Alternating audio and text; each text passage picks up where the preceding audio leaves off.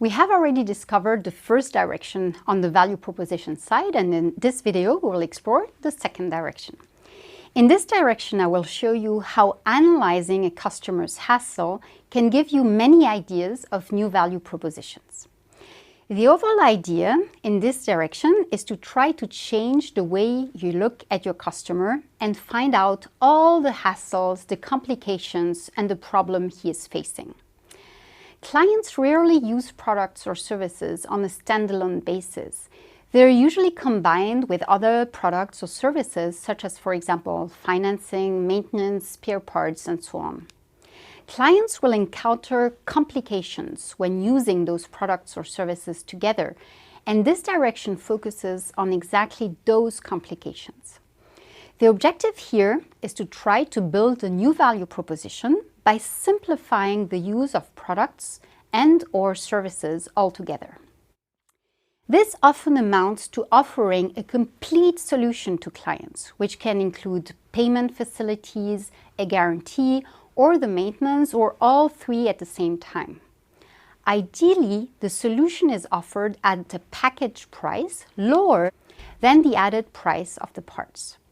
Such an offer is appealing to clients who can reduce their costs and refocus on their core business since their hassles are reduced.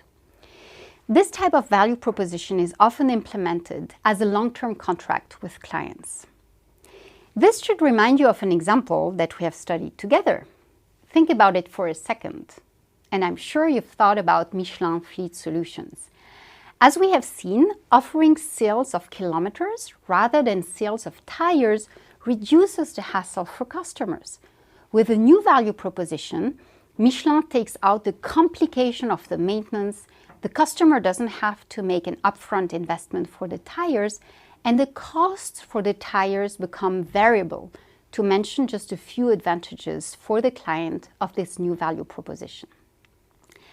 A similar example in a more B2B setting is SafeChem, a German subsidiary of Dow Chemicals. SafeChem sells a chlorinated solvent, which is a highly toxic chemical product that is used to degrease metals. Since this product is highly toxic, SafeChem's customers face several hassles. How to make sure that their employees don't touch the solvent while using it, or how to deal with the solvent at the end of its life, that is, how to get rid of the product in a safe and proper way. This is why SafeChem has decided to no longer sell a product, but to sell a service or a solution, the degreasing of metals. In this way, SafeChem reduces the amount of solvent used while increasing its revenue. In practice, it offers a closed-loop solution. SafeChem has developed a safety container that you can see on this picture, which ensures that clients no longer directly touch the solvent.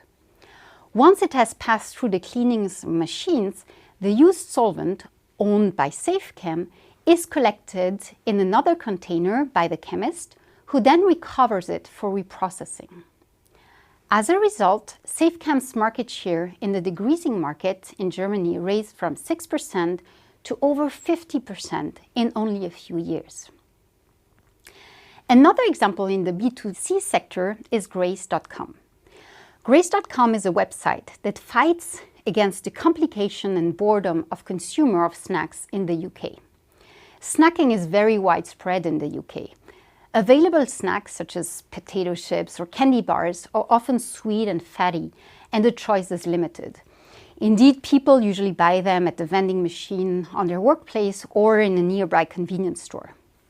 Focusing on this hassle, Grace.com was launched in 2008 in the UK, and it actually combines several innovations to fight against the hassle of snack lovers.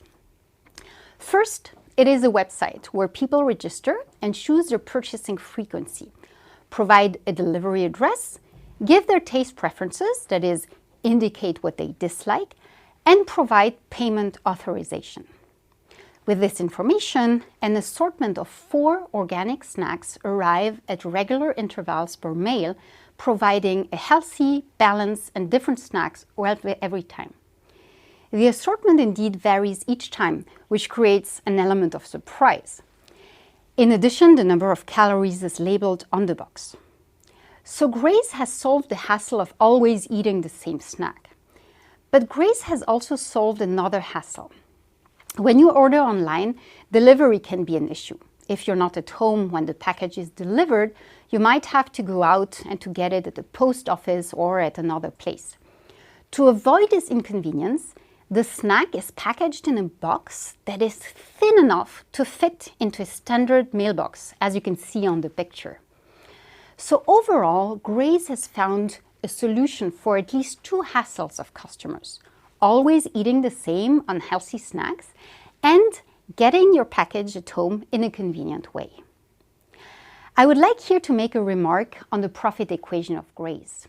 As mentioned, the customer only indicates what he dislikes.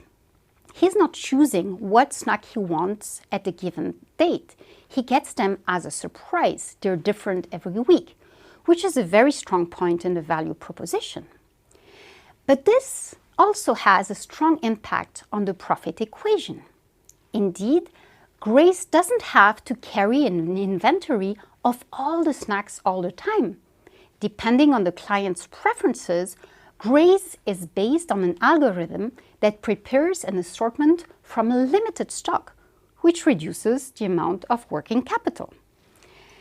So Michelin Fleet Solutions, SafeChem, and Grace.com were our examples on this direction number 2, reducing clients' hassle. And as always, here are the questions that you can ask yourself when exploring this direction number 2.